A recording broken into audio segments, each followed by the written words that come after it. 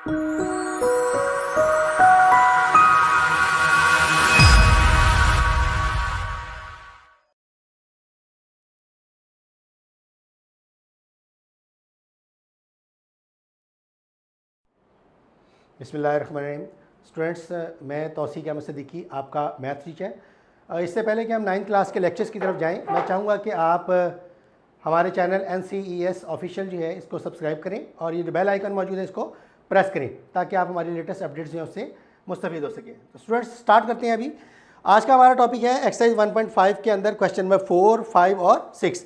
इनमें कुछ क्वेश्चन जो है वो हमारे पास सिमिलर मौजूद हैं, उनमें से हम कुछ सिलेक्शन करेंगे। जैसे पहला सवाल यहाँ पर मौजूद है, कहता है matrix A matrix B 2/2 order के दिए हुए हैं। फर्स्ट क्वेश्चन है A into adjoint of A equal to adjoint of A into A, और फिर लास्ट में determinant of A is into I. इसी तरह से सेकंड क्वेश्चन के अंदर ये इन्वर्स फंक्शंस मौजूद हैं, ये हम आगे चलकर क्वेश्चन के अंदर करेंगे क्योंकि ये रिपीट हो रहा होगा। तो स्टार्ट करते हैं। फर्स्ट ऑफ ऑल ए हमारे पास मौजूद है 1, 2, 4, 6। फर्स्ट पार्ट हम इसका लेते हैं। फर्स्ट ऑफ ऑल डिटर्मिनेंट हमने निकाला। डिटर्मिनेंट में डायगोनल वैल्यूज़ को मल्टीप्लाई करना है और अदर वैल्यूज़ को मल्टीप्लाई करके आपस में माइनस कर देना है। तो रिजल्ट हमारे पास -2 आया which is not equal to 0, यानी ये एक नॉन सिंगुलर मैट्रिक है। स्टार्ट करते हैं आगे। ए हमारे पास कीमत मौजूद है, एडजॉइंट इसका हमने लेना है। डायगोनल वैल्यूज़ जो हैं इनको हमने आपस में इंटरचेंज कर देना है, जबकि अदर वैल्यूज़ जो हैं उनके सिंबल्स को हमने आपस में बदल देना है। यानी अगर प्लस है तो माइनस, माइनस है तो प्लस कर देना है। मल्टीप्लाई करते हैं ए इंटू एडजॉइंट ऑफ ए को, ए की वैल्यू रखी है, एडजॉइंट ऑफ ए की वैल्यू रखी। यहाँ पर मल्टीप्लिकेशन की, मल्टीप्लिकेशन वही पुराना प्रोसेस है जिसके मुताबिक हम फर्स्ट रो जो है उसको दूसरे मैट्रिक में मौजूद तमाम कॉलम्स के साथ 1 बाय 1 मल्टीप्लाई करते हैं। तो मल्टीप्लिकेशन करते हैं। 1 6 ज़ा 6 हमारे पास आया, 2 4 ज़ा -8 हमारे पास आया, 1 2 ज़ा -2 आया और 2 1 ज़ा +2 आया। इसी तरह से सेकंड रो जो है वो फर्स्ट कॉलम और सेकंड कॉलम से मल्टीप्लाई करके रिजल्ट्स हमारे पास देगी। इन रिजल्ट्स को समअप किया हमने तो -2 0 0 -2, ये हमारे पास इसका रिजल्ट आता है। अब चलते हैं इसके मिडिल पार्ट की तरफ, एडजॉइंट ऑफ ए इंटू ए। दोबारा एडजॉइंट निकालने की ज़रूरत नहीं है, वो ऑलरेडी हमने यहाँ निकाला हुआ है। इसी को इस्तेमाल करते हुए सिर्फ वैल्यूज़ को आगे पीछे लिखेंगे। एडजॉइंट ऑफ ए को पहले लिखा, ए की वैल्यू को बाद में लिखा। सेम मल्टीप्लिकेशन है, रो ने कॉलम से मल्टीप्लाई करना है, फिर रो ने दूसरे कॉलम से मल्टीप्लाई करना है। 6 1 ज़ा 6, 4 2 ज़ा 8, 6 2 ज़ा 12 और 2 6 ज़ा 12। इसी तरह से सेकंड रो और first column second column multiply करेंगे। रिजल्ट्स हमारे पास आते हैं वो -2 0 0 -2 की शक्ल में मौजूद है हमारे पास रिजल्ट्स। इसी तरह से जो इस क्वेश्चन का तीसरा हिस्सा है, डिटर्मिनेंट ऑफ ए इंटू आई, इसको मल्टीप्लाई करना है। अच्छा, आई यहाँ पर आइडेंटिटी मैट्रिक की रिप्रेजेंटेशन कर रहा है। अब आइडेंटिटी मैट्रिक आपने कौन सा वाला लेना है? इस मैट्रिक को देखें, यहाँ पर इसका ऑर्डर 2 बाई 2 है, तो आइडेंटिटी मैट्रिक का ऑर्डर भी 2 बाई 2 ही होगा, यानी 1 0 0 1 की शक्ल में आपने इसको लेकर चलना है। तो -2 हमने यहाँ बाई लिखा, डिटर्मिनेंट ऑफ ए की वैल्यू जो कि हमने पहले यहाँ निकाली हुई है जो -2 के बराबर है, इस वैल्यू का इस्तेमाल करते हैं। साथ में आइडेंटिटी मैट्रिक 1 0 0 1, 2 से मल्टीप्लाई करेंगे। 2 एक एलिमेंट है जो बाहर पड़ा हुआ है, अंदर तमाम अरकान जो है उनके साथ मल्टीप्लिकेशन करेगा। तो 2 1 ज़ा 2, 2 0 ज़ा 0, 2 0 ज़ा 0 एंड 2 1 ज़ा 2। तो ये रिजल्ट सेम वही आते हैं। तो हम कह सकते हैं कि ए इंटू एडजॉइंट ऑफ ए बराबर है एडजॉइंट ऑफ ए इंटू ए बराबर है डिटर्मिनेंट ऑफ ए इंटू आई के। तो स्टूडेंट्स, ये क्वेश्चन आपने इस तरह से करना है। इसके बाद चलते हैं क्वेश्चन नंबर 5 की जानिब। इसका जो सेकंड पार्ट है पिछले सवाल का, ये आगे जाकर आपको क्वेश्चन नंबर 6 के अंदर नजर आएगा। तो ये आप एज ए प्रैक्टिस अपने पास ले लें। क्वेश्चन नंबर 5 में कहता है determine whether the given matrices are multiplicative inverse of each other. हमने ये देखना है कि क्या पहला मैट्रिक दूसरे मैट्रिक के साथ जब मल्टीप्लिकेशन करता है तो जो रिजल्ट आता है वो क्या आइडेंटिटी मैट्रिक आता है, यानी 1 0 0 1 की शक्ल में आता है। तो चेक करते हैं। यहाँ 2 क्वेश्चन मौजूद हैं, किसी एक को हम सिलेक्ट करेंगे, दूसरा क्वेश्चन आपके एज ए प्रैक्टिस रहेगा। तो फर्स्ट क्वेश्चन जो है उसको लेके चलते हैं। 1 2 2 3 -3 2 2 और 1। यहाँ पर मल्टीप्लिकेशन जैसा कि पीछे आपने देखी है उसे एक्सपेंड करके दिखाया गया ताकि आपकी प्रैक्टिस जो है वो बेहतर हो। तो यहाँ फर्स्ट रो ने फर्स्ट कॉलम से मल्टीप्लाई करना है और इसी तरह से फर्स्ट रो ने सेकंड कॉलम से मल्टीप्लाई करना है। तो यहाँ तरतीब देखते हैं। 1 -3 से मल्टीप्लाई कर रहा है, ये लिखा हुआ है। 2 2 से मल्टीप्लाई कर रहा है, यहाँ लिखा हुआ है। इसी तरह से 1 2 से मल्टीप्लाई कर रहा है, यहाँ मेंशन है, और 2 -1 से मल्टीप्लाई कर रहा है, यहाँ पर मेंशन है। सिमिलरली जो सेकंड रो है हमारे पास वो फर्स्ट कॉलम और सेकंड कॉलम से बिल तरतीब मल्टीप्लाई करेगी। जब इसका रिजल्ट हम देखते हैं तो रिजल्ट हमारे पास आता है 1 0 0 1 की शक्ल में, जो कि एक आइडेंटिटी मैट्रिक है जो 2 बाई 2 मैट्रिक को रिप्रेजेंट करता है। तो हम कह सकते हैं shows a multiplicative inverse of each other. Second part जो है वो आप लोग खुद इसको एज ए प्रैक्टिस करेंगे, अगर वो आ जाता है तो वो भी मल्टीप्लिकेटिव इनवर्स कहलाएगा। क्वेश्चन नंबर 6 हम यहाँ पे स्टार्ट करते हैं। आगे कहता है वैल्यूज़ हैं ए, बी और डी, ये भी वेरिफिकेशन है। जैसा कि मैंने पहले कहा कि क्वेश्चन नंबर 4 जो है इसका जो सेकंड पार्ट है बी इंटू बी इनवर्स, यही इनवर्स फंक्शन यहाँ पर कंबाइंड शक्ल में नजर आएंगे आपको।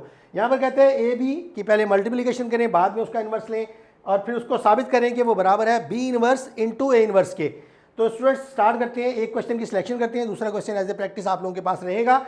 तो फर्स्ट पार्ट हमारे पास ए बी इनवर्स बराबर है B inverse into A inverse. इसके लिए ज़रूरी है कि लेफ्ट हैंड साइड में हमारे पास ए और बी की मल्टीप्लिकेशन होनी चाहिए।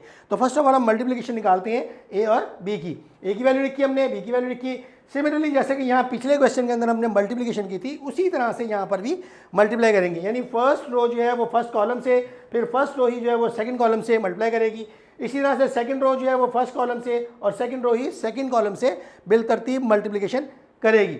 मल्टीप्लाई करने के बाद जो रिजल्ट्स हमारे पास ए बी के आते हैं वो -16, -8, 6 और 0 की शक्ल में आते हैं।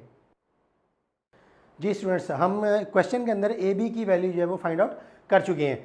आगे चलते हैं सवाल के अंदर। अब हमारे पास ए बी का इन्वर्स जो है वो फाइंड आउट करना है। तो याद रखिएगा, जिस मैट्रिक का भी इन्वर्स निकालना है उसी मैट्रिक के एडजॉइंट को उसी मैट्रिक के डिटर्मिनेंट पर जब आप डिवाइड करेंगे तो वो उसका इन्वर्स निकलेगा। तो यहाँ स्टार्ट करते हैं। ए बी का इन्वर्स जो है वो adjoint of A B divided by A B determinant होगा। तो सबसे पहले ए बी जो है उसका डिटर्मिनेंट निकालते हैं। डिटर्मिनेंट जो है वो 48 के करीब आया, जो कि एक नॉन सिंगुलर वैल्यू है, तो लिहाजा ये आगे एग्जिस्ट करता है। तो हम ए बी का आगे एडजॉइंट लेते हैं। Adjoint of A B, diagonal values की इंटरचेंजिंग करनी है, आपस में जगह बदल देनी है, जबकि जो बाकी की वैल्यूज़ हैं उनके सिर्फ सिंबल्स जो हैं उनको चेंज कर देना है। वैल्यूज़ पुटअप करते हैं। ए बी इनवर्स बराबर है adjoint of A B divided by A B का डिटर्मिनेंट। कीमतें दर्ज की, कीमतें दर्ज करने के बाद जो रिजल्ट हमारे पास आए वो 0, 1/6, -1/8 और -1/3 है। ये हमारे पास लेफ्ट हैंड साइड यानी ए बी इनवर्स का आंसर है। इसी सवाल का राइट हैंड साइड हम लेते हैं। राइट हैंड साइड में हमने B inverse into A inverse निकालना है। तो स्टूडेंट्स, मैंने अभी थोड़ी देर पहले कहा आपको कि जिस मैट्रिक का इन्वर्स निकालना हो उसी का एडजॉइंट लेकर उसी का डिटर्मिनेंट पर डिवाइड करते हैं। तो स्टूडेंट्स, बी की कीमत हमने लिखी, बी का इन्वर्स निकालना है तो adjoint of B by B determinant हमने मालूम करना होगा। इसे मालूम करने के लिए सबसे पहले बी का डिटर्मिनेंट हमने लिखा।